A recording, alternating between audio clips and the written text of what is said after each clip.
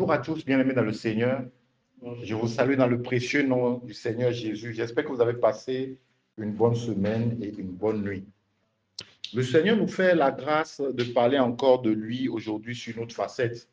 Et le thème de notre prédication de ce matin est intitulé « Jésus, l'homme de prière ». Jésus, l'homme de prière. Depuis un certain moment, le Seigneur nous fait la grâce de pouvoir l'étudier sur plusieurs facettes. Et nous devons savoir qu'en tant que chrétiens, en tant que disciples accomplis, notre objectif doit être à chaque fois de pouvoir regarder au modèle par l'excellence qui est Jésus et de vérifier si nous mettons en pratique cela, de vérifier si ce modèle se retrouve dans nos vies. Et aujourd'hui, nous allons parler de la notion de prière.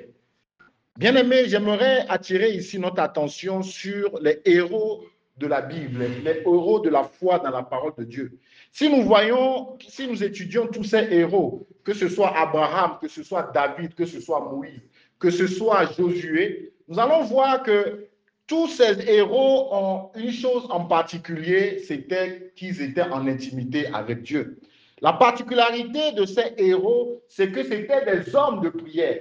Ils étaient utilisés puissamment par Dieu parce que quelque part, dans le secret, ils passaient du temps avec le Créateur de toutes choses, qui prenait le temps non seulement de les façonner, mais de pouvoir les équiper pour aller faire son travail.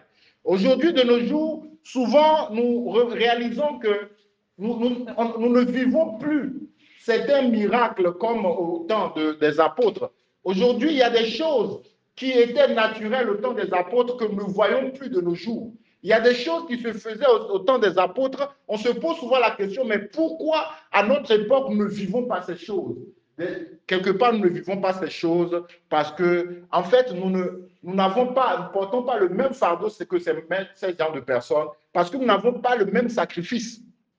Nous ne buvons pas la même coupe que ces personnes. Des fois, nous voulons avoir le même résultat que Paul. Nous voulons avoir le même résultat que Pierre, qui a fait une prédication et 3000 personnes se sont converties. Nous voulons vivre de ces choses, mais nous ne sommes pas prêts à nous sacrifier par rapport à la vie de prière.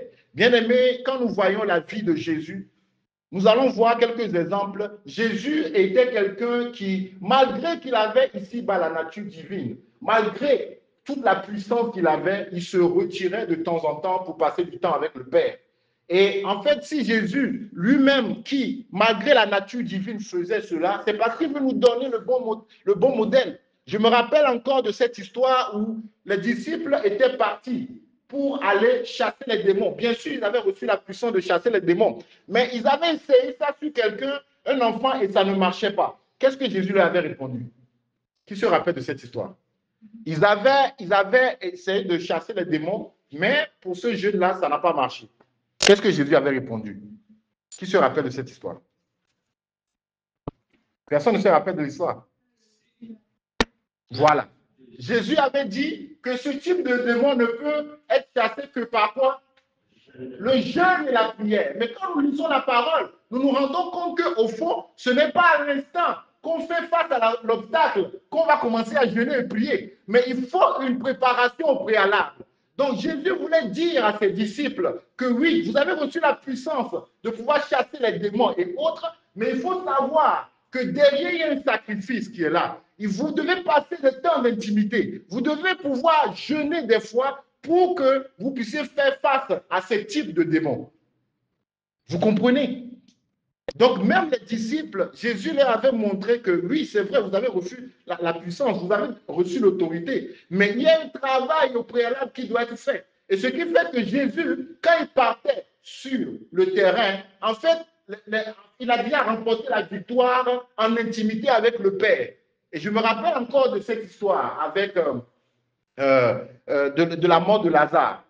Quand Jésus devait ressusciter Lazare, il a dit quelque chose de merveilleux. Il dit, en fait, il se réjouit parce que le Père l'exauce toujours, parce qu'il est toujours dans la volonté du Père.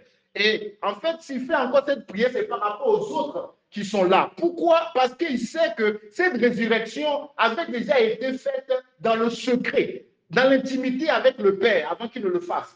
Voilà, bien aimé, nous avons besoin aujourd'hui d'être des hommes et des femmes de prière si nous voulons que Dieu puisse nous utiliser puissamment. Malheureusement, aujourd'hui, avec toutes les activités que nous avons, en fait, nous ne passons plus assez de moments d'intimité, de moments de qualité avec le Seigneur.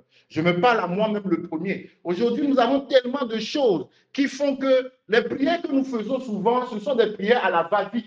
Ce sont des prières qui ne durent pas et ce ne sont pas des prières qui, en fait, demandent assez de temps de qualité avec Dieu. À peine nous prions et à peine nous quittons. Nous ne cherchons même pas à écouter ce que Dieu attend de nous, bien-aimés. Malheureusement, aujourd'hui, nous sommes à une ère où beaucoup de chrétiens sont occupés par beaucoup d'activités, ce qui les empêche de pouvoir passer des moments d'intimité avec le Seigneur. Posons-nous la question à nous-mêmes, et moi-même le premier. Quelle a été la dernière fois où tu as passé un moment d'intimité avec le Seigneur? À la dernière fois où tu as été coupé de tout et que tu as passé un moment d'intimité, non serait-ce qu'une heure de temps dans la présence de Dieu, juste pour l'admirer, pas forcément pour dire quelque chose. Car à quand remonte cela? Si tu sens dans ton cœur que ça remonte à plusieurs jours, bien aimé, il faut savoir qu'il y a quelque chose qui ne va pas. Nous allons voir aujourd'hui le cas de Jésus. Jésus, plusieurs fois, se retirait pour passer du temps avec le Père. Et c'est ce qu'il demande à ce que nous puissions faire. Si nous voulons être des instruments que Dieu va utiliser puissamment, nous devons être des hommes et des femmes de prière. Il n'y a aucun héros de la foi que nous allons voir dans la parole de Dieu qui n'a pas été un homme de prière. Nous n'en verrons pas. Que vous prenez Abraham, que vous prenez David, que vous prenez Moïse, vous prenez Josué, c'était des personnes qui souvent se retiraient de tout, se coupaient de tout pour passer du temps en intimité avec Dieu. Bien aimé, si nous voulons aujourd'hui pouvoir faire des exploits comme ces modèles d'hommes de héros de la foi dont la parole de Dieu nous parle, nous devons être aussi prêts à nous sacrifier.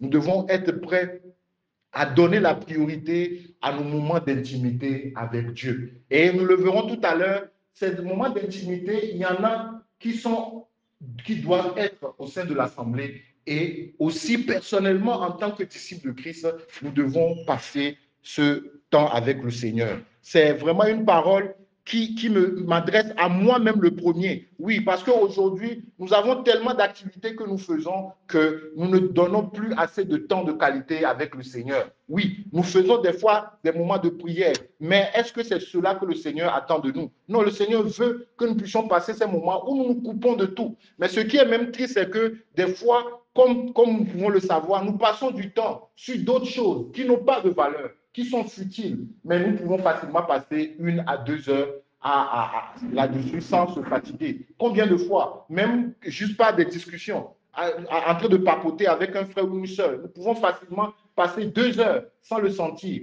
Mais quand il s'agit de se couper pour passer du temps avec le Seigneur, nous ne le voulons pas. Bien aimé, ce n'est pas bien. Et le Seigneur veut nous interpeller aujourd'hui. Si nous voulons être une assemblée qui véritablement vit vraiment les 4 piliers dont Acte nous parle par rapport à l'Église, nous devons être des hommes et des femmes de prière. Oui, si nous voulons vivre la communion, la véritable communion fraternelle, c'est que chacun d'entre nous, individuellement, a une bonne intimité avec Dieu. Et quand nous nous rassemblons, en fait, tout ce que nous avons reçu individuellement dans l'intimité, en fait, quand nous le mettons ensemble, c'est ça qui va créer la cohésion, c'est ça qui va permettre la véritable communion fraternelle. Nous allons lire quelques exemples de Christ qui se retirait pour passer du temps avec le Père. Luc 5, versets 15 à 16. Si un bien-aimé peut nous lire cela, Luc 5,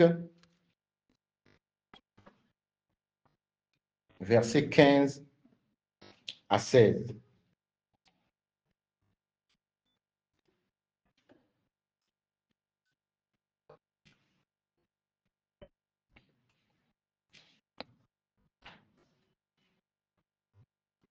Luc 5, versets 15 à 16.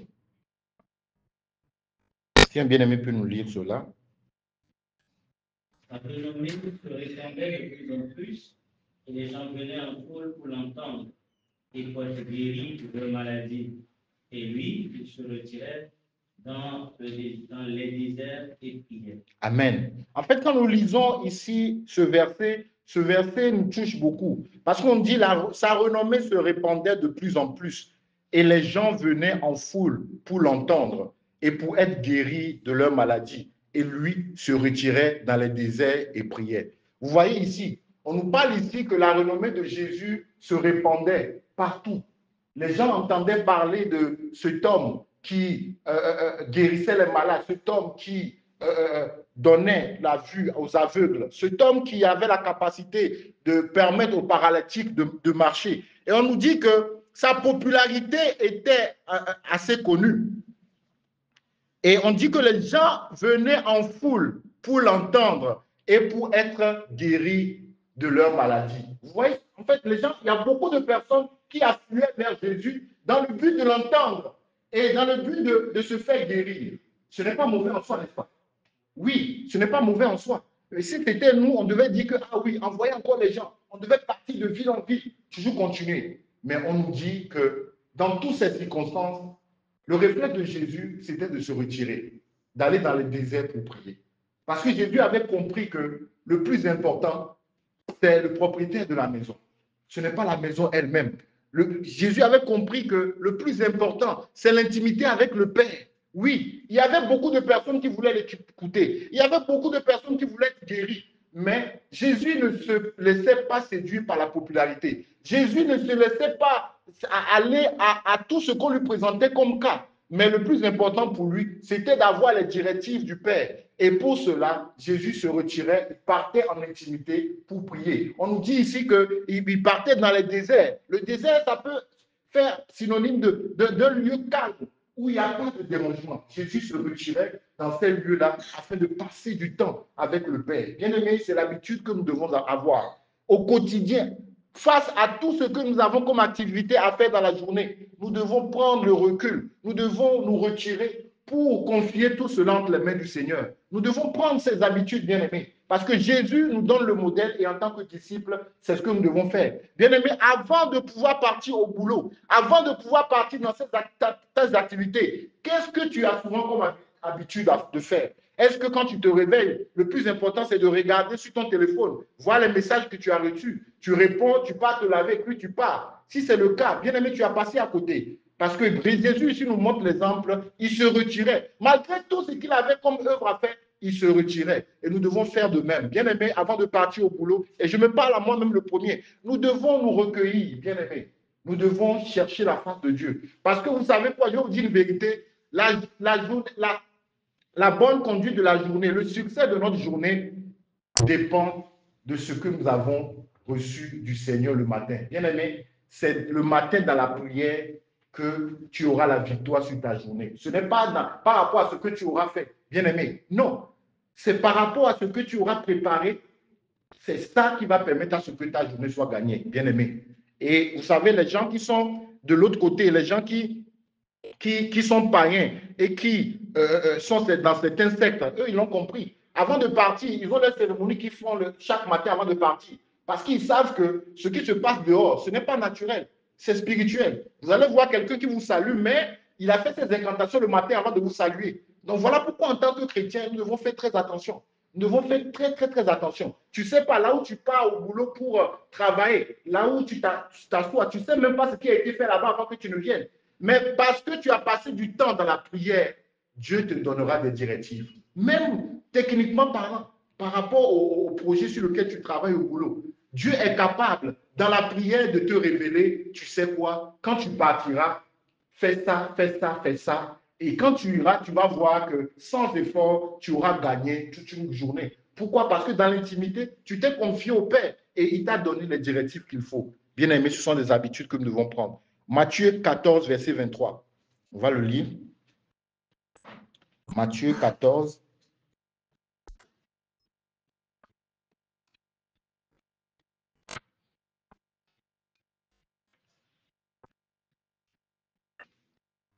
Matthieu 14, on va lire peut-être du verset 22. Aussitôt après, il obligea les disciples à monter dans la barque et à passer avant lui de l'autre côté, pendant qu'il renverrait la foule. Quand il l'eut renvoyé, il monta sur la montagne pour prier à l'écart, et comme le soir était venu, il était là seul. Amen. Vous voyez, il est arrivé même à ce que Jésus, en fait, il se détachait même des disciples. Bien-aimés, même si nous faisons l'œuvre ensemble et autres, nous devons avoir nos propres moments d'intimité. Même dans le foyer. C'est vrai, on doit prier avec nos conjoints, mais chaque personne dans le foyer doit avoir son moment d'intimité avec le Seigneur. Bien-aimé, c'est très important.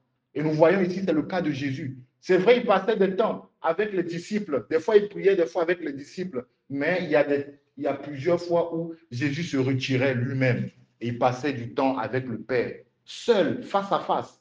Et c'est ce qu'il veut nous apprendre aujourd'hui à travers ce partage.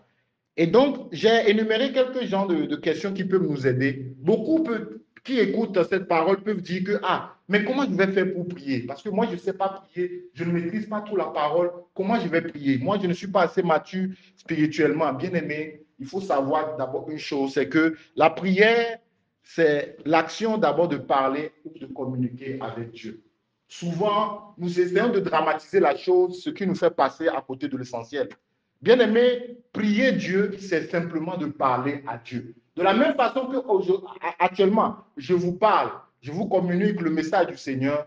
C'est de la même manière, bien-aimé, si vous voulez prier, c'est simplement de pouvoir parler à Dieu. Voilà. Malheureusement, la religion a apporté un certain nombre de choses qui font croire aux gens que pour prier, il faut porter une soutane, il faut allumer telle bougie, il faut fermer les yeux, il faut regarder dans telle direction. Bien-aimé, non.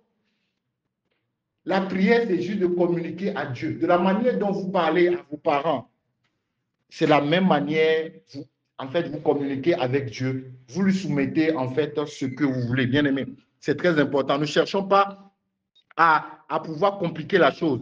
Et nous allons voir ici, en fait, quelle est l'importance de la prière, en fait, en tant que chrétien. Nous allons lire Acte 2, verset 42. Acte 2, verset 42.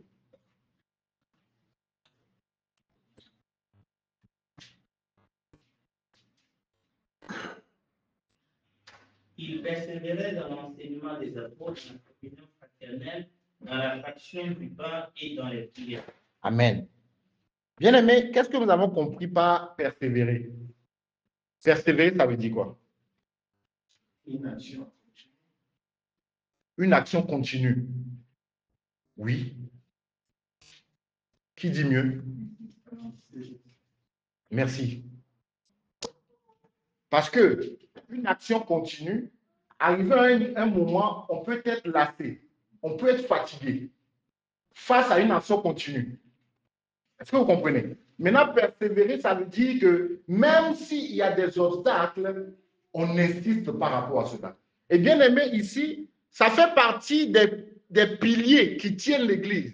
Bien aimé, une assemblée qui n'a pas le pilier de la prière, cette assemblée ne va pas tenir.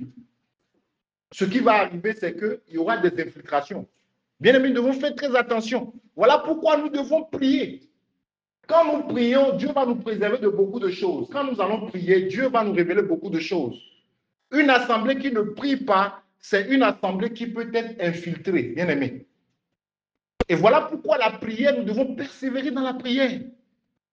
Nous devons persévérer dans la prière. Ça me rappelle un témoignage d'un frère français qui s'appelle Henri Vieux-Murat, qui souvent partage sur Internet, et qui parlait du fait qu'à un moment, il a eu à faire la délivrance à une ancienne sorcière.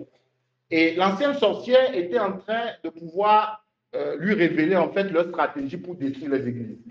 Voilà, la sorcière disait que ce qu'il faisait, c'est que quand il voit des églises qui sont en train de pouvoir marcher dans la vérité, voilà, donc le diable les envoie pour détruire ces églises. Et pour détruire ces églises, ils ont plusieurs stratégies. Donc quand ils viennent dans l'église d'abord, ils essayent de voir s'il y a des difficultés au niveau de l'entrée pour entrer dans l'assemblée.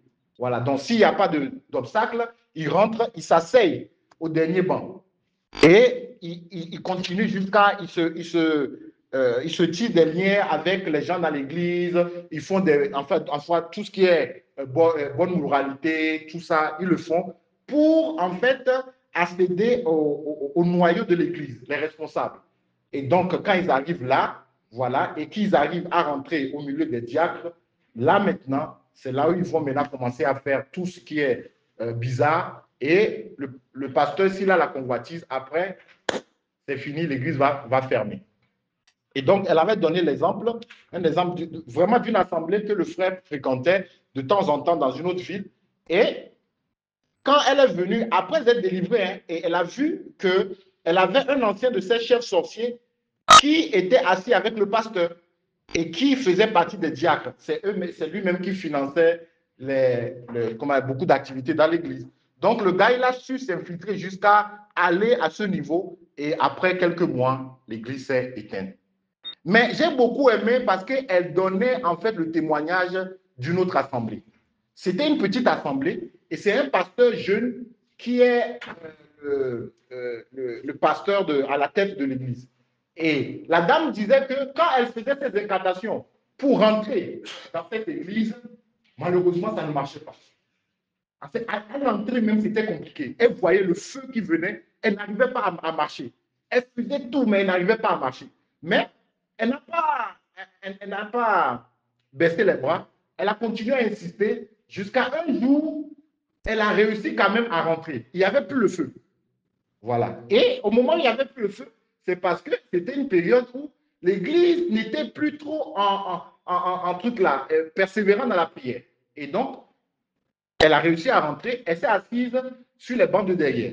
Voilà. Heureusement que le pasteur lui-même, c'est quelqu'un vraiment qui était quelqu'un qui restait beaucoup dans la prière, que le Seigneur le fait grâce. Et au moment où ils étaient en train de prier, donc la sorcière qui est derrière a commencé à parler en langue à haute voix. Et rapidement, le pasteur, par discernement, l'a dit, Madame, taisez-vous. Je vous autorise à rester là-bas derrière, mais je ne veux plus vous voir parler en langue ici dans cette assemblée. Voilà. Et parce que le Seigneur lui avait fait comprendre que cette dame-là, c'est une infiltrée. Et donc, c'est comme ça qu'elle a continué à venir. Elle a résisté, continué à venir. En tout cas, elle évoluait au niveau des bancs, tout ça, voilà, pour faire sa mission. Mais le Seigneur est merveilleux. Puisque cette église était une église qui était dans la prière, qui persévérait dans la prière, ce qui est arrivé, c'est que elle est venue pour une mission diabolique, mais finalement, elle a donné sa vie au Seigneur. Voilà. Pourquoi? Parce qu'à un moment, elle se rendait compte que c'était compliqué. Elle était déjà à l'intérieur. Elle s'est fait piéger. Et en fait, c'était des personnes qui étaient dans la prière. Le Seigneur montrait beaucoup de choses. Et ils savaient très bien qu'elle était venue pour ça, mais ils étaient patients. Ils n'ont jamais dit que, non, toi, tu es du sorcier. Non, non, non, non. Ils manifestaient l'amour de Christ envers elle jusqu'à ce qu'un jour, elle n'en pouvait plus. Elle a avoué que non, elle était venue pour ça. Et ils ont dit non. Nous, on savait que tu étais venu pour ça, mais nous, on n'a pas besoin de dire que toi, quoi que ce soit. Et mais, qu'est-ce qui les a sauvés? C'est parce que c'était une église qui était vraiment en intimité avec Dieu. Donc, bien aimé, une assemblée qui ne prie pas assez, c'est une assemblée qui sera facilement infiltrée. Parce que nous avons parlé, autrefois de la grande maison. Nous avons dit que tous ceux qui professent Christ sont dans la grande maison. Mais dans la grande maison, il y a des gens, il y a des vases à usage vil et des vases à usage noble. Voilà, il y a ceux-là qui vraiment acceptent le Seigneur, mais il y a aussi des infiltrés. Et si une assemblée ne passe pas du temps dans la prière, cette assemblée ne pourra pas avoir le discernement. Aujourd'hui, il y a beaucoup d'assemblées qui ont bien commencé, mais c'est devenu autre chose. Pourquoi? Parce qu'il n'y avait pas une persévérance dans la prière. Bien aimé, sans la persévérance dans la prière, nous ne pourrons pas avoir le discernement. Parce que le discernement ne se fait pas à l'œil nu. C'est dans l'intimité avec Dieu que Dieu va nous révéler les choses. Et en fait, cette intimité-là ne doit pas s'arrêter à l'intimité à l'assemblée. Non, individuellement, quand nous serons à la maison ou bien dans nos lieux secrets, nous devons passer des moments intimes avec Dieu. Et c'est en cela que le Seigneur pourra se révéler à chacun d'entre nous. Et quand nous allons nous rassembler comme aujourd'hui, le Seigneur fera couler son miel au milieu de nous. Le Seigneur fera en fait qu'il y aura une certaine cohésion. Parce qu'il va donner telle information à tel et le confirmer avec l'autre. Et le Seigneur nous permettra de voir les ruses de l'ennemi. Voilà. Donc, bien aimés, nous avons besoin véritablement de demeurer dans la prière. Vous savez, un chrétien qui ne passe pas du temps dans la prière, c'est vraiment comme un chrétien qui a les yeux bandés et qui est là en train de marcher comme ça. Oui. Pourquoi? Parce que nous sommes ici dans un monde où ce sont les ténèbres qui prennent le dessus. Voilà. Et donc, si nous ne gardons pas, en fait, le contact avec la source de lumière, qu'est-ce qui va arriver? Nous ne serons pas assez éclairés, bien aimés. Nous ne serons pas assez éclairés. C'est un peu comme pour ceux qui ont grandi, comment l'appelle-t-on, au pays, ou bien au village où on fait comment l'appelle-t-on, on fait le feu avec le charbon de bois. J'espère que tout le monde ici, ce n'est pas avec le gaz pour parler au pays. Là d'où je viens, en tout cas, on fait avec le charbon de bois, avec beaucoup de bois comme ça, on allume. Est-ce que vous voyez? Et puis on fait le feu. C'est avec ça qu'on prépare, voilà, avant que les Blancs nous apportent le gaz. Maintenant, je ne sais pas si vous avez déjà fait cette expérience. Quand tu prends un des bois qui est bien allumé, tu le mets de côté. Qu'est-ce qui se passe? Après 10 minutes, il s'éteint. Il s'éteint pourquoi? Parce qu'il n'est plus en contact avec la source. Est-ce que vous voyez? Voilà, c'est aussi, c'est comme ça. Donc, nous devons vraiment passer du temps en intimité avec Dieu. Être toujours en contact avec la source, c'est ce qui nous permettra d'avoir le discernement. Donc, il y a tellement d'exemples qui montrent vraiment combien, en fait, la prière est importante. Maintenant, je me suis posé la question, quelles sont les formes de prière qui existent? Voilà. On dit, la prière peut s'exprimer en plusieurs facettes selon le contexte. Parce que quand nous lisons la parole de Dieu, la prière, selon le contexte, peut être exprimée de plusieurs manières. Voilà. Donc, c'est ainsi que la prier peut être aussi synonyme d'invoquer. Voilà. Donc, invoquer, c'est simplement appeler au secours de Dieu. Voilà. Quand je dis invoquer Dieu, ça veut dire que j'appelle Dieu pour qu'il me secoue. On va voir un verset, Psaume 50, verset 15.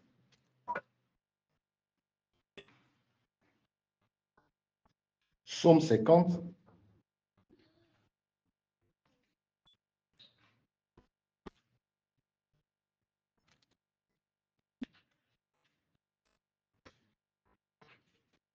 Le verset 15.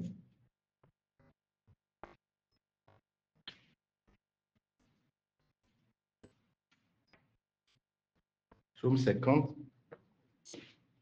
Et invoquez-moi au jour de la détresse, et invoque-moi au jour de la détresse, je te délivrerai et tu me glorifieras. Amen. Voilà.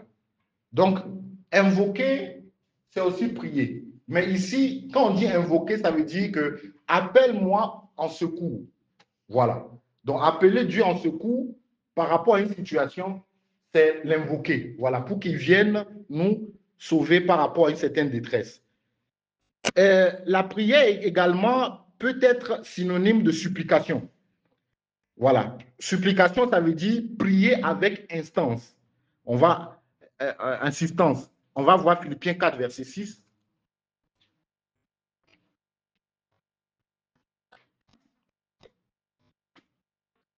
Philippiens 4, verset 6.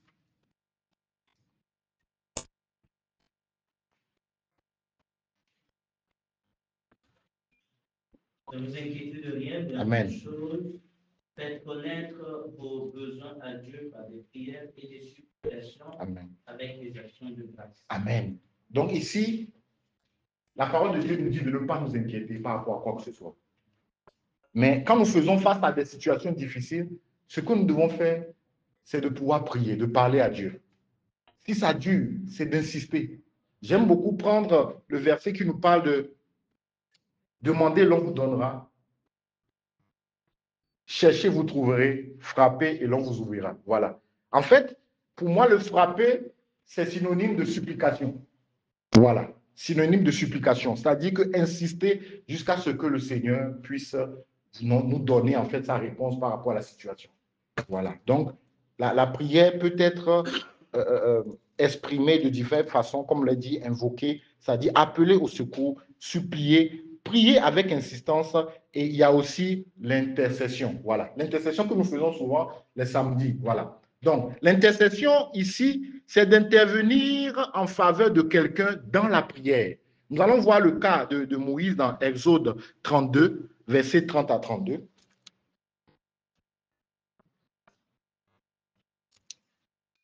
Exode 32, versets 30 à 32.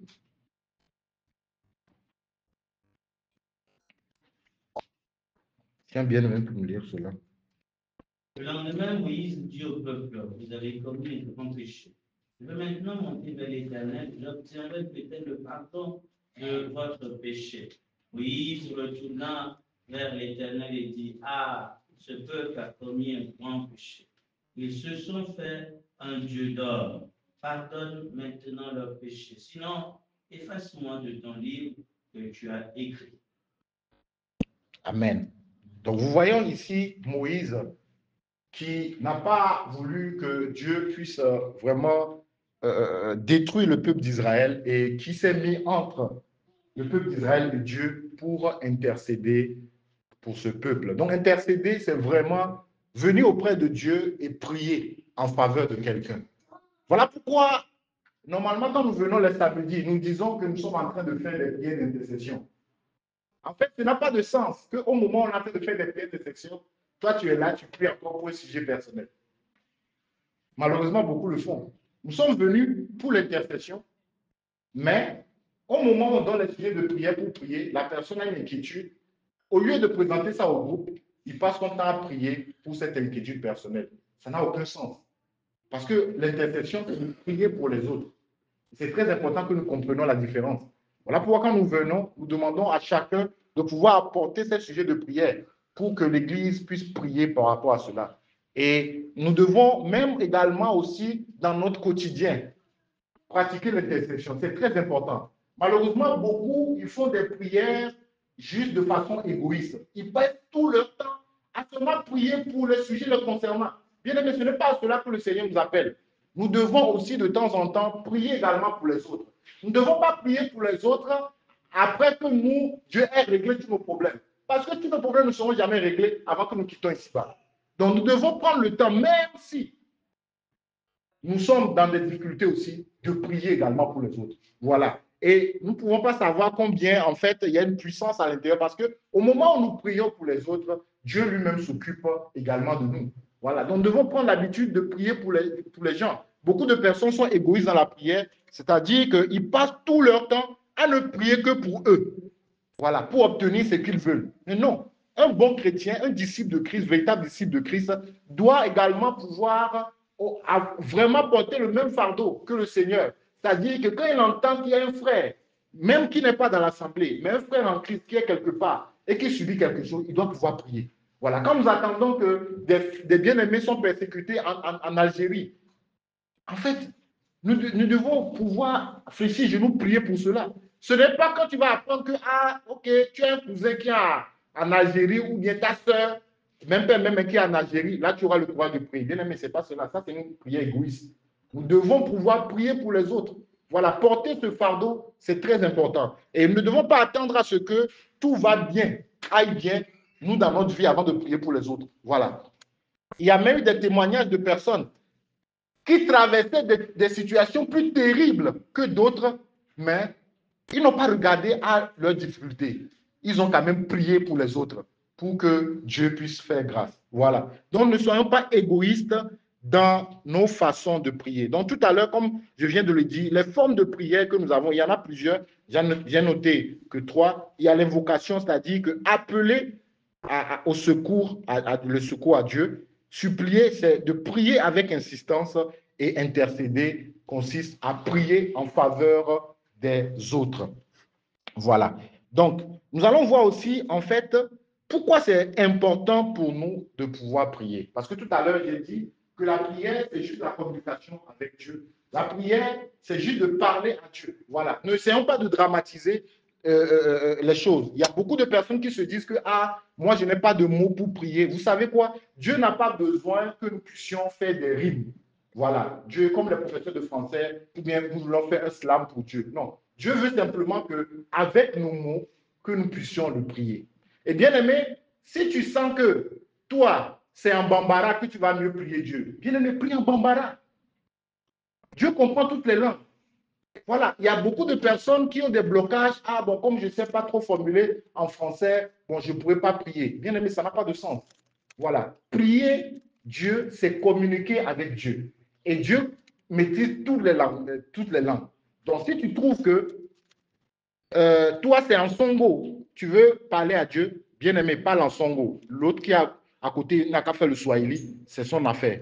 Mais il faut savoir que en fait, prier Dieu, c'est juste de communiquer avec Dieu. Donc, arrêtons de mettre ces histoires de religion où, ah, je n'ai pas assez de mots, bon, je ne maîtrise pas trop de versets. Non. Le plus important, c'est de venir auprès du Seigneur comme tu es. Voilà. C'est vrai que pour quelqu'un qui a eu assez de maturité avec le Seigneur, en priant, il va rappeler les promesses de Dieu. Il va donner des versets bibliques. Mais si ce n'est pas encore ton cas, bien aimé, fais avec la simplicité. Le plus important, c'est de passer du temps avec Dieu. Voilà. C'est de passer du temps et de lui parler. Parler comme on parle à un homme, on lui parle. Voilà que, ah Seigneur, voilà la situation. Voilà, je viens auprès de toi, tout ça là. Donc, je disais, pourquoi est-il important de prier? D'abord, la prière, d'abord, n'a pas pour objectif de venir demander à Dieu. C'est très important. La prière, d'abord, l'objectif n'est pas de venir demander à Dieu. La prière, d'abord, c'est de venir passer du temps avec Dieu. C'est très important, bien aimé. C'est comme ma femme, quand je viens quand je suis avec ma femme, quand on cause, ce n'est pas pour lui demander quelque chose, non. Mais je prends plaisir à passer du temps avec elle, en discutant. Avec mon papa, à l'époque, quand je pars au pays, je veux parler avec mon papa, c'est d'abord du passer du temps avec lui. Ce n'est pas pour autant pour lui demander quelque chose. Donc, il faut changer cette mentalité où on vient vers Dieu seulement parce qu'on a besoin de quelque chose. Non, ça n'a pas de sens. Ça n'a pas de sens. Bien aimé, ça n'a pas de sens. En tant que parent, vous pouvez l'imaginer. Imaginez que votre enfant ne vient vers vous que s'il a besoin de quelque chose. En fait, c'est triste. Donc, tu vas te dire que ben, si c'est ça, vaut mieux que tu le mets en liaison avec un guichet bancaire. Comme ça sera plus simple. Parce que le guichet bancaire, à chaque fois, il va faire sortir de l'argent. Mais un parent, c'est d'abord une relation. C'est d'abord passer du temps d'intimité, causer, c'est ça. Voilà, nous sommes devenus enfants de Dieu, pas dans l'objectif de demander des choses à Dieu. Oui, nous avons des besoins. Ce qui est merveilleux, c'est qu'il connaît nos besoins avant que nous puissions l'exprimer. Donc, la première des choses, nous devons savoir que c'est d'abord de passer du temps avec Dieu. C'est ça, en fait. Un chrétien doit avoir la soif de pouvoir passer du temps avec son papa. C'est normal. De la même façon qu'un enfant ne veut pas se détacher du papa. Un enfant ne veut pas quelques secondes laisser le papa. Bien aimé, ça doit nous enseigner. Parce que pourquoi le Seigneur nous dit que, en fait, ceux qui sont comme les enfants, c'est ceux qui hériteront le royaume des cieux. Parce que l'adulte, en fait, se dit qu'il est dépendant. Indépendant. L'adulte se dit que non, je n'ai pas besoin de l'autre. Voilà pourquoi les enfants, à un certain âge, ils veulent quitter la maison parce qu'ils estiment que, ah, bon, là, c'est bon, là, je suis grand. Maintenant, je veux être dans mon cadre, je veux faire tout ce que je veux. Mais en fait, c'est une erreur au fond. C'est une erreur parce qu'il y a forcément quelque chose que ton papa a connu que toi, tu ne connais pas.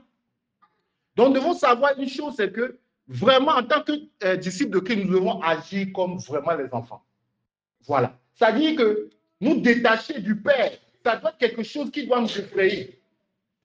Ça doit être quelque chose qui doit nous effrayer, bien aimé. Nous devons passer du temps avec le Père. C'est d'abord pour ça. Ce n'est pas forcément pour demander. Mais le fait simplement d'être dans sa présence, c'est ça d'abord qui compte. Voilà pourquoi nous allons voir ici ce que David dit. David, qui a été qualifié de l'homme selon le cœur de Dieu. Nous allons voir ce qu'il a écrit ici. Psaume 84, verset 11.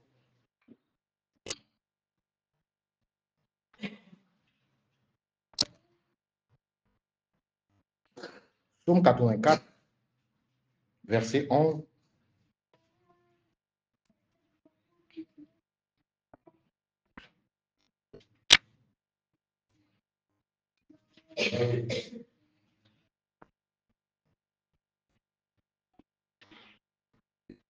Psaume 84, verset 11. Si quelqu'un peut nous lire cela.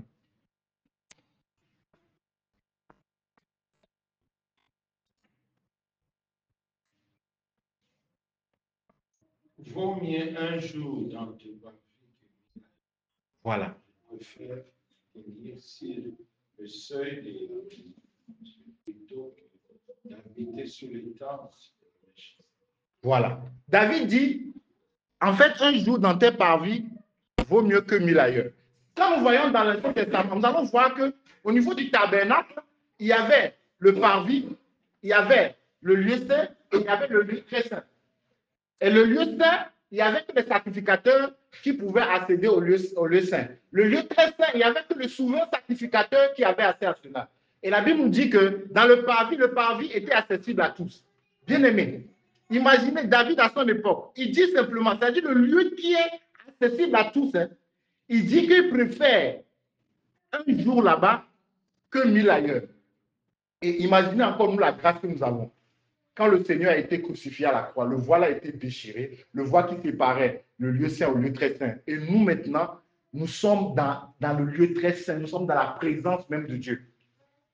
Vous voyez le privilège que nous avons vis-à-vis de David.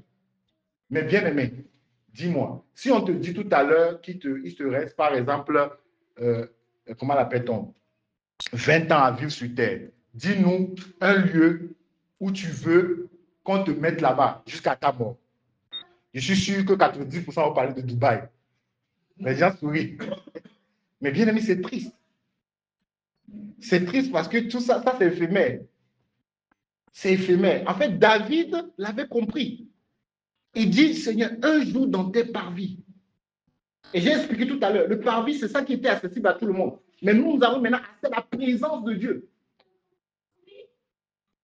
Est-ce que vous voyez? Donc, David était quelqu'un qui aimait être dans la présence de Dieu. Et donc, il comparait, il dit, non, un jour dans tes parvis vaut mieux que 1000 ailleurs. Bien aimé, vous voyez combien pour David, si on lui proposait même 1000 jours quelque part, même de chic, et puis c'était un roi, hein, imaginez. Donc il avait la possibilité de faire cette chose plus que nous. Mais David a décidé de choisir la présence de Dieu. Bien aimé.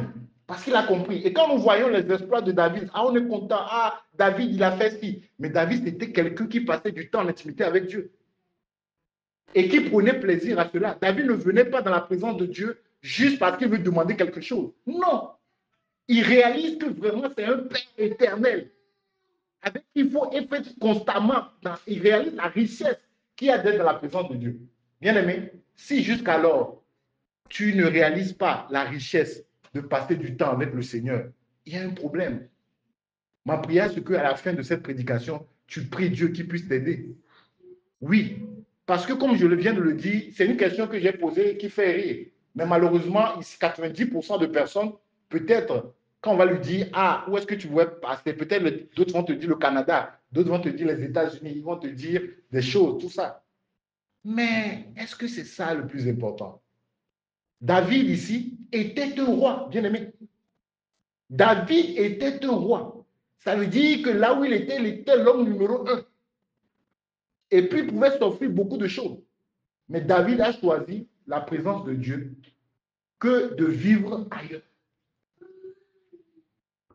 Donc, il faut savoir que la première des choses, prier Dieu, c'est d'abord vouloir passer du temps avec Dieu. Parler simplement avec Dieu. Voilà. Ce n'est pas forcément, c'est un peu comme quand vous êtes avec vos parents. Voilà. Surtout quand on a grandi. En fait, quand tu commences par grandir, c'est là où tu réalises que non. En fait, ne serait-ce que rester avec le papa ou la maman, discuter comme ça, c'est ça qui te réjouit. Ce n'est pas vraiment de lui demander quelque chose. Parce que tu réalises que le plus important, c'est de passer le temps avec. Et donc, c'est ce que nous devons réaliser également avec Dieu. Si nous ne réalisons pas cela, ce serait compliqué, nous passons du temps d'intimité. Nos regards seront toujours tournés vers autre chose, bien aimé. Deuxième des choses, quand nous prions également pour connaître la volonté de Dieu. Voilà. Prier, premièrement, c'est d'abord de passer juste du temps avec le Père. Mais deuxième des choses aussi, quand nous prions, l'objectif, c'est de connaître la volonté de Dieu. C'est ça, c'est très important. Parce que plus nous connaissons la volonté de Dieu, plus nous gagnons en temps. Bien aimé, vous n'avez pas idée. Parce que c'est la volonté de Dieu qui s'accomplit. Voilà pourquoi j'aime ce verset qui dit, il y a plusieurs projets dans le cœur de l'homme, mais c'est le dessein de Dieu qui s'accomplit. Donc si nous voulons gagner du temps ici-bas, bien aimé, vaut mieux aller dans la présence de Dieu, dire Seigneur, voilà, je veux faire ci, je veux faire ça. Ah, mon fils, tu veux faire ça? Non, je pense que ce n'est pas la bonne chose. Fais plutôt ça. Merci Seigneur. Parce que là où toi, tu ne vas pas chercher la face de Dieu, tu vas perdre 10 ans de ta vie. Quelqu'un, il est venu dans la présence de Dieu pendant 1 heure, Dieu lui montre les choses, Dieu lui fait éviter des problèmes. Bien-aimés, nous devons chercher la volonté de Dieu. Pourquoi? Pourquoi nous devons chercher la volonté de Dieu? Dites-moi, pourquoi nous devons chercher la volonté de Dieu? Pourquoi c'est important de chercher la volonté de Dieu? Oui, non seulement parce que à la fin, c'est Dieu qui décide. C'est vraiment ça en fait.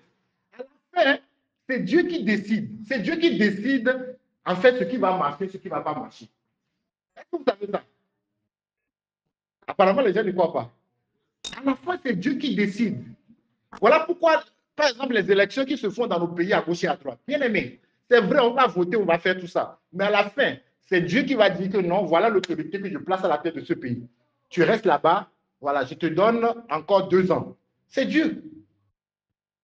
C'est Dieu. La dernière fois, nous avons lu ça, n'est-ce pas? La dernière fois, nous avons lu ça je pense que c'était dans Proverbe 6, n'est-ce pas? On va voir rapidement. Non. Ce n'était pas Proverbe 6. Non. 5. C'était quel proverbe? Le 20, très bien.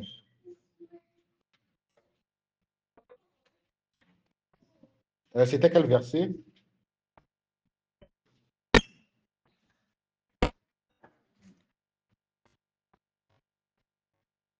Là où on avait vu qu'il c'est lui qui pèse les esprits.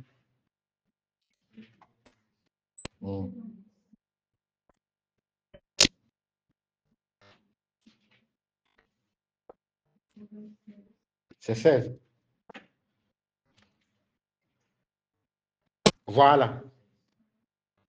Voilà, c'est le proverbe 16. Voilà, le proverbe 16, verset 1 dit, les projets que forme le cœur dépendent de l'homme.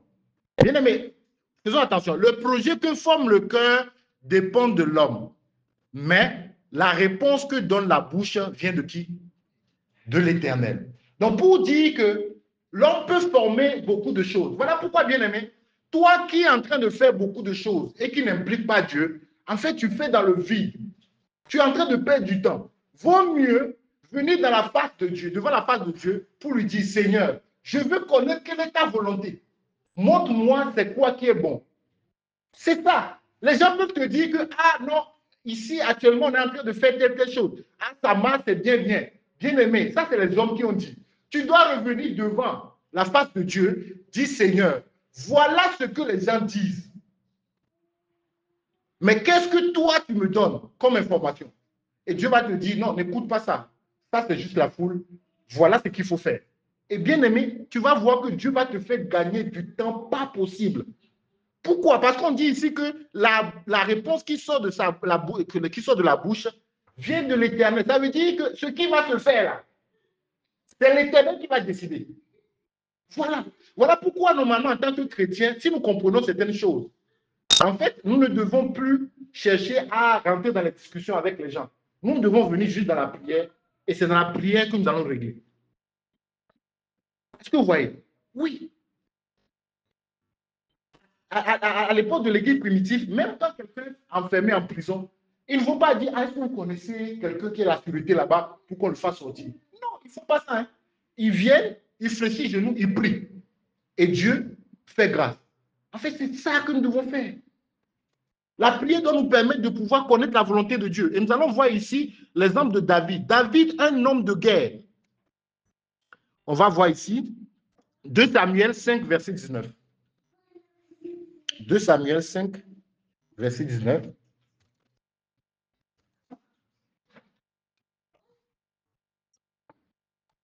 « 2 Samuel 5, verset 19.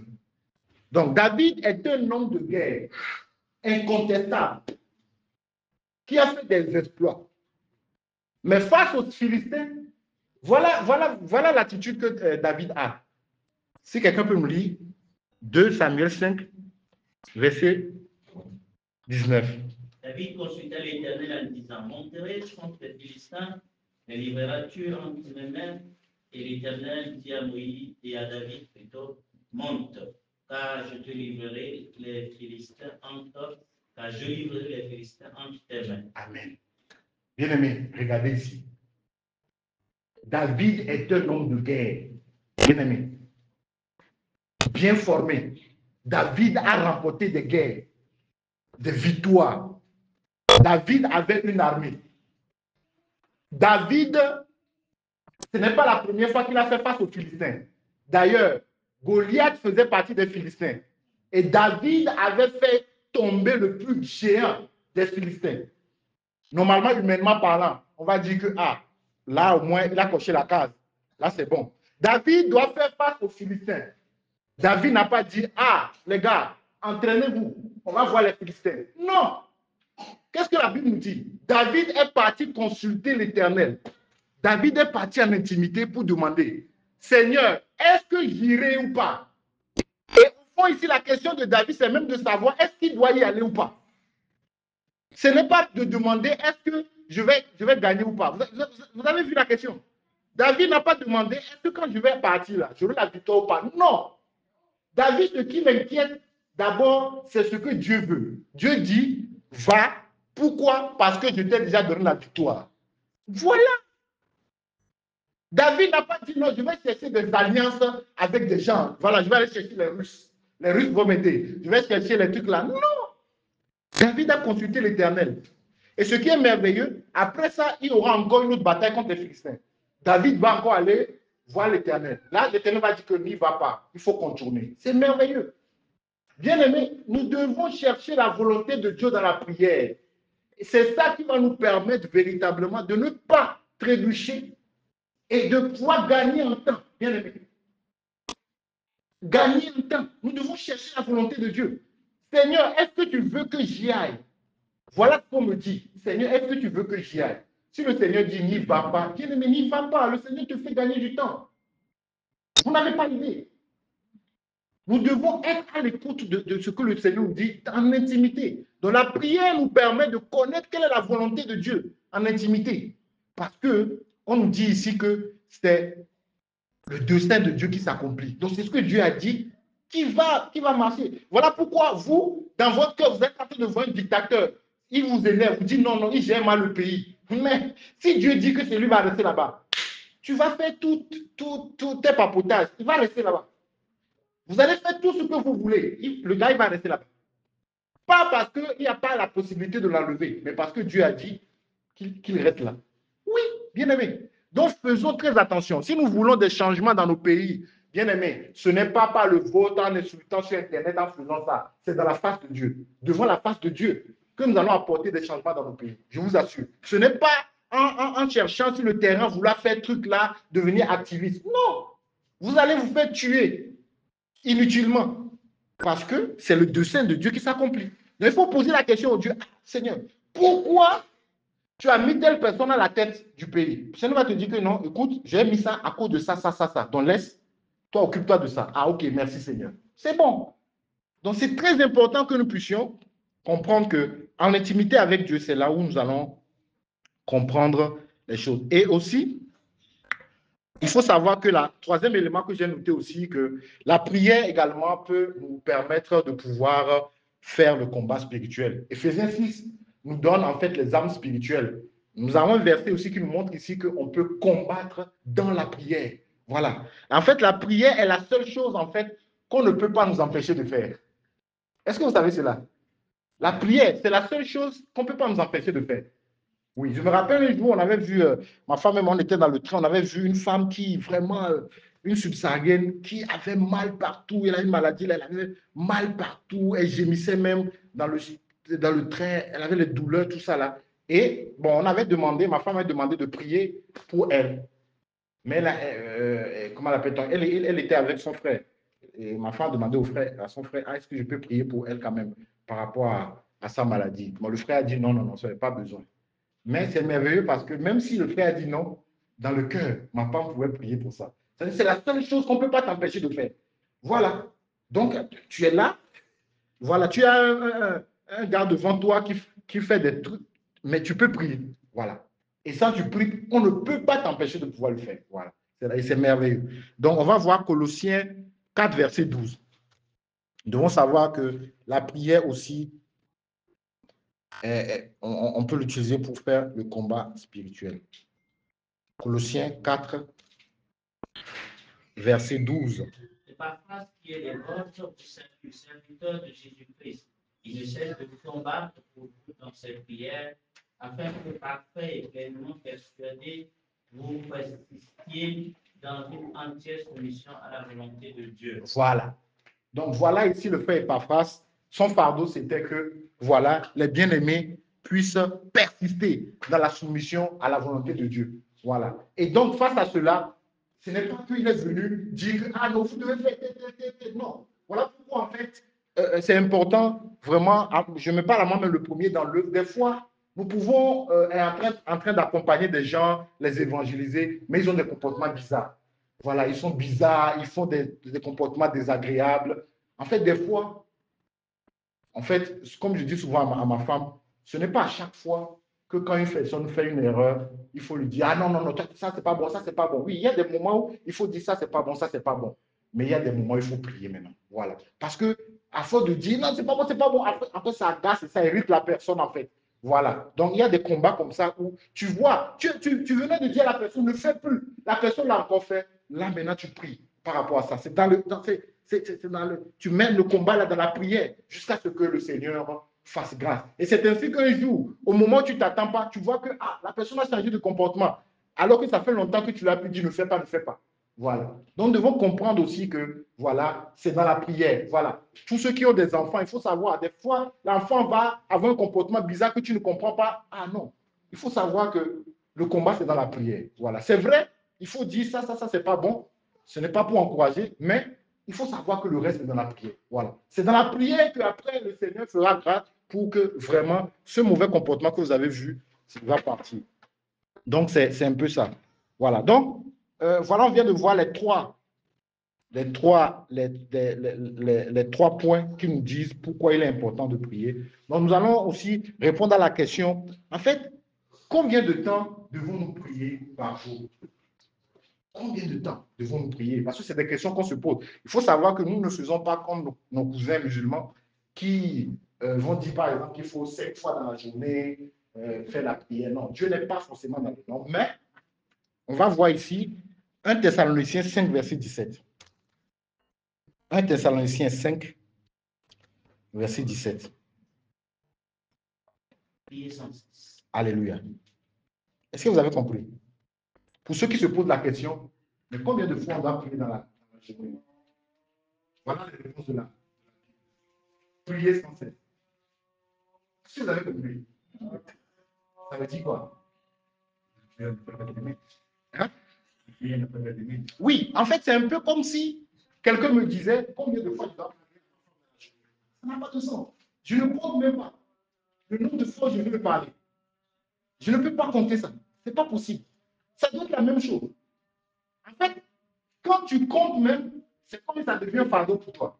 Généralement, quand tu comptes, ça veut dire que c'est un fardeau. Voilà pourquoi les cousins, ils sont souvent nerveux parce que tu sens que c'est la chair qui gère. Non, ça ne doit pas te compter. Voilà pourquoi on dit prier sans cesse. Voilà. Donc, ça veut dire que à tout moment, tu peux prier.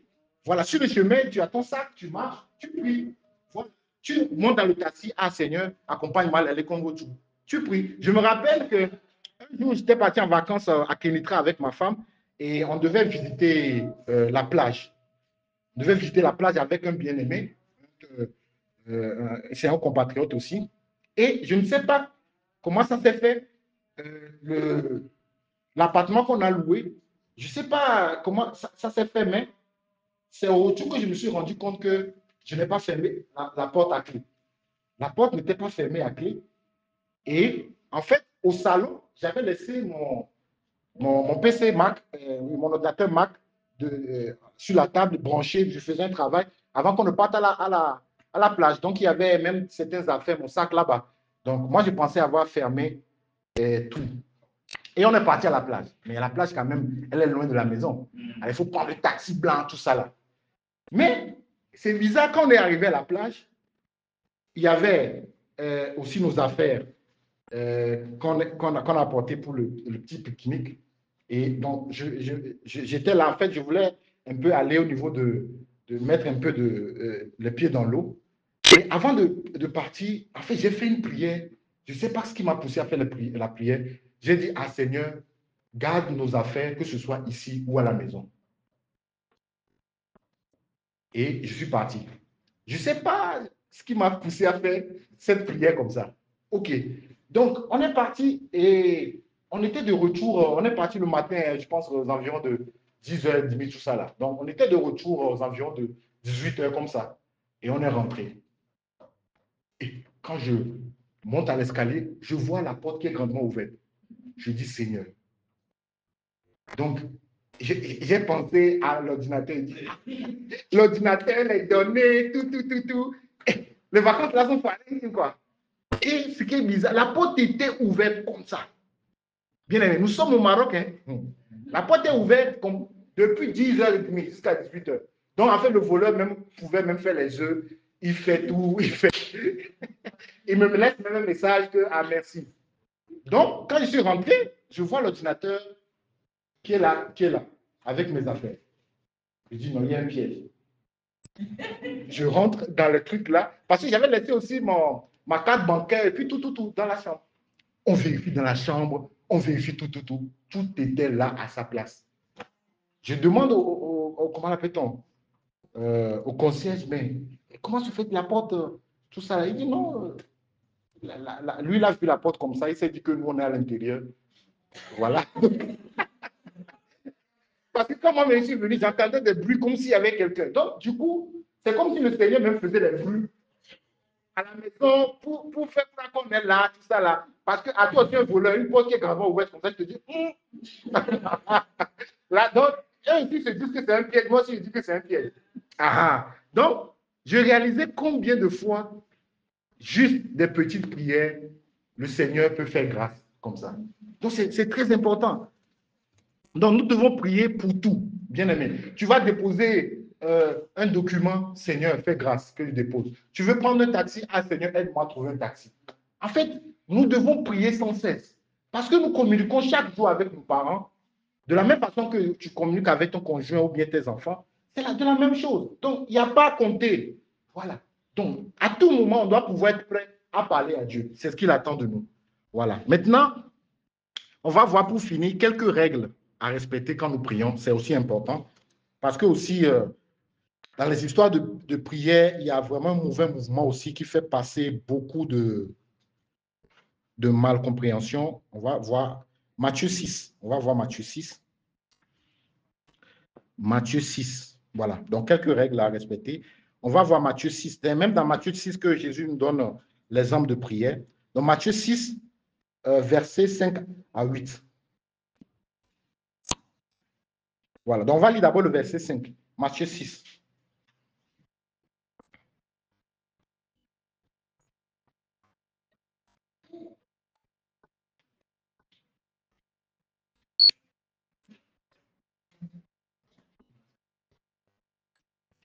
Matthieu 6, verset 5. Lorsque vous priez, ne soyez pas comme les hypocrites qui aiment à prier debout.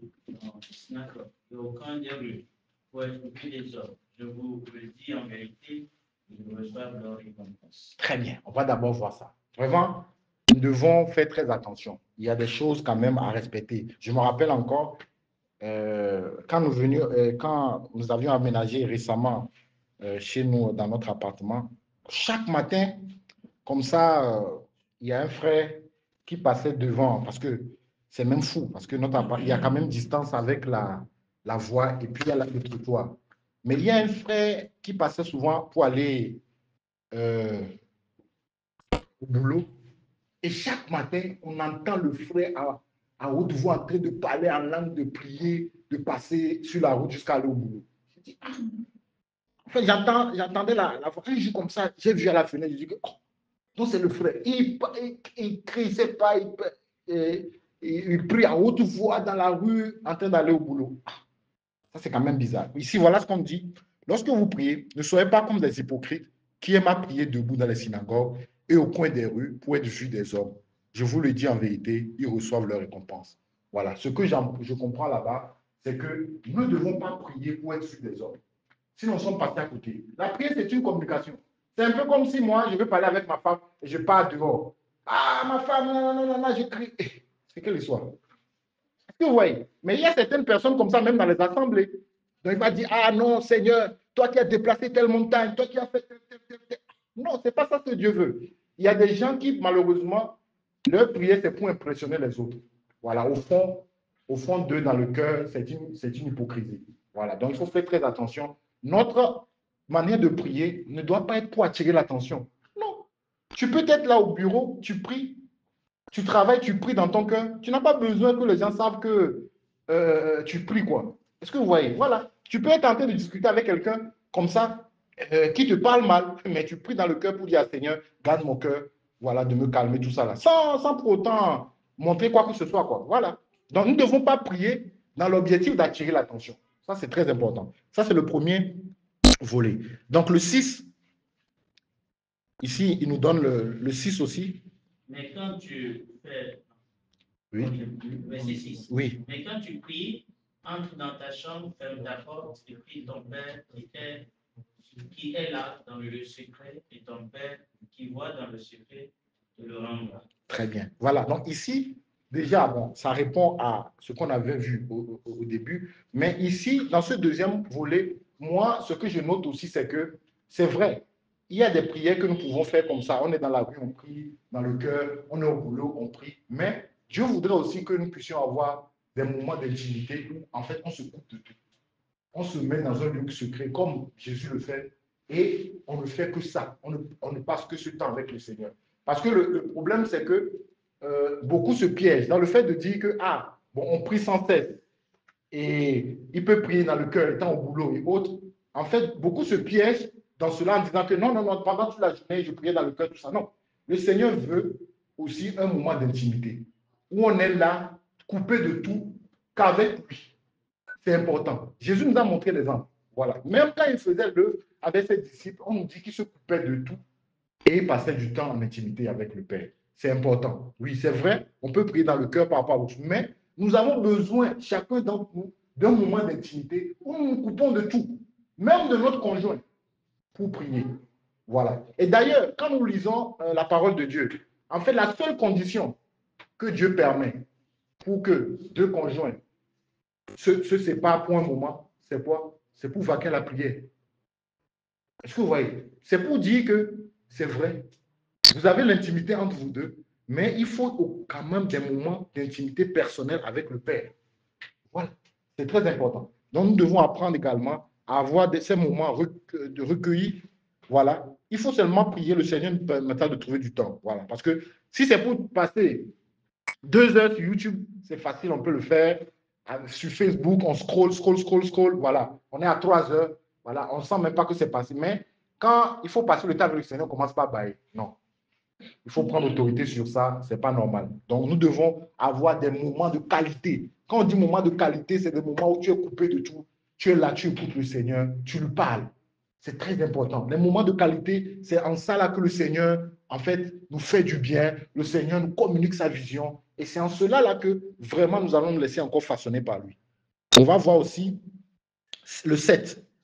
Si on ne multiplie pas de belles paroles, comme les païens qui s'imaginent à force de paroles, ils seront exaucés. Ah, voilà. Ça aussi, c'est le dérive qu'on a souvent. Beaucoup pensent que c'est quand ils vont prier beaucoup, que, en fait, ils vont obtenir, comment l'appelle-t-on, les ossements à leur prière. Bien, mais faisons très attention. D'abord, une chose, la prière n'a pas pour rôle de forcer la main à Dieu. Il faut oublier ça. Il ne faut pas penser que parce que vous priez beaucoup, vous allez pousser Dieu à prendre la décision en votre faveur. C'est faux. C'est faux. Donc, ce n'est pas le fait de multiplier plusieurs paroles qui va pousser Dieu à pouvoir exaucer. Non. Dieu, on va voir tout à l'heure, Dieu exauce parce que la chose est dans sa volonté. Voilà. Et là, c'est la promesse qu'on nous a faite et qui est merveilleuse, c'est ça. Et nous allons voir ça tout à l'heure. Donc, nous devons arrêter de penser que parce que nous prions beaucoup, souvent, il y a beaucoup de personnes, ils sont dans une difficulté, ils viennent de prier pour la chose. Mais après, il veut encore prier, pensant que, en fait, quand il va augmenter son niveau de prière, là, c'est ça qui va forcer la main à Dieu. Non, non, non, non. Ce n'est pas le fait de multiplier les paroles, de prier beaucoup, beaucoup, beaucoup, qui va faire à ce que Dieu va exaucer. Non. Dieu exauce simplement si la chose est dans sa volonté. Voilà. C'est quand c'est dans sa volonté que Dieu exauce. Et quand Dieu exauce, ce n'est pas suivi de chagrin. Voilà. Parce qu'il faut faire très attention aussi. Ce n'est pas parce que je prie, et puis la chose arrive comme je veux. Après que moi-même, j'ai arrangé sur le côté. Après, je dis, ah là, c'est bon. Dieu a exaucé. C'est faux. Pour être sûr que c'est Dieu qui a exaucé, après, il n'y aura pas de chagrin. Ça ne sera suivi d'aucun chagrin. Si le conjoint que tu voulais marier, tu as présenté à Dieu que, ah, voilà la personne que je veux. Tout ça là, et Dieu dit que non, non, en tout cas, c'est bien, je valide. Ça veut dire qu'après, il n'y aura pas de chagrin. Voilà. Dieu va te préparer à pouvoir affronter tout ce qu'il faut dans le foyer. Mais si toi-même, tu as arrangé les choses sur le côté, et parce que tu es pris avec insistance, tu te dis, ah, Dieu a fait, c'est faux. Voilà. En fait, il y a tellement de mauvaises façons de voir ces choses. Je me rappelle un frère qui me disait que, ah, mais ça, tu sais, les trucs comme ça, c'est les violents qui s'en apparent. Hein. Voilà, c'est les violents qui s'en apparent. Il y a Jean-Baptiste qui a dit ça, c'est les violents qui s'en apparent. C'est faux. Et pour lui, le violent, c'est quelqu'un qui se remet dans la prière, qui prie chaque nuit. Non, ce n'est pas ça. Ce n'est pas ça. Bien aimé. Voilà, ce n'est pas le nombre de fois par jour que nous prions, le nombre de fois que nous jeûnons, qui fait que, en fait, la chose va, et Dieu va exaucer. Non. Dieu exauce seulement pour une et une seule chose. Nous allons voir dans 1 Jean 5, verset 14 pour finir. 1 Jean 5, verset 14 pour finir.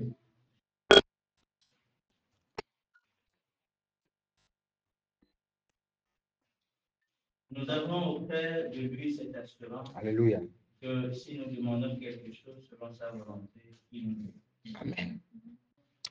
Et le 15 aussi. Nous savons que s'il nous écoute, et si nous savons qu'il nous écoute, quelque chose que nous demandions, nous savons que nous possédons la chose que nous lui avons demandée. Amen. Amen. En fait, quand tu lis ce verset, c'est là que tu comprends que la foi est basée sur une seule chose, la volonté de Dieu. Le point d'appui de la foi, c'est la volonté de Dieu. C'est ça. Il faut savoir une chose, tout ce qui est dans la volonté de Dieu, quand vous priez pour ça, ça sera exaucé. Ne cherchez même pas à vous casser la tête, c'est ce qu'il nous dit ici. Voilà pourquoi Jésus, en fait, tellement il connaissait la volonté du Père, que quand il est là, il sait qu'il a déjà exaucé. Bien aimé, voilà pourquoi il est important que nous puissions connaître la volonté de Dieu. Parce que la volonté de Dieu, c'est pour ça que nous avons l'assurance que ça va être exaucé. Donc, quand tu es face à quelque chose où que tu veux prier, en fait, au lieu de chercher à vouloir forcer la main de Dieu, d'agir en ta faveur, il faut plutôt poser la question à Dieu, quelle est sa volonté? Et c'est ce que David a fait, comme nous avons lu tout à l'heure dans Samuel. David a dit, Seigneur, est-ce que j'irai? David n'a pas dit, est-ce que je vais gagner la bataille? Non. Parce que si David posait la question s'il allait gagner la bataille, ça veut dire qu'il a déjà choisi le fait d'aller. Alors, est-ce que c'est la volonté de Dieu? Il a posé la question, est-ce que j'irai? Voilà. Donc, voilà ce que le Seigneur a prévu pour nous. Voilà, le Seigneur voudrait que nous soyons des hommes et des femmes de prière, qu'en tant qu'assemblée, que nous soyons vraiment une assemblée qui a vraiment aussi ce point d'appui de prière, que nous puissions prier. Parce que c'est en cela que le Seigneur va nous éclairer, il va pouvoir nous permettre d'avoir le discernement. Mais individuellement, nous avons besoin d'avoir véritablement une vie de prière. Et Dieu me parle à moi-même le premier. Nous devons trouver le temps à passer avec le Seigneur dans l'intimité. Nous allons prier que le Seigneur puisse nous aider dans ce sens.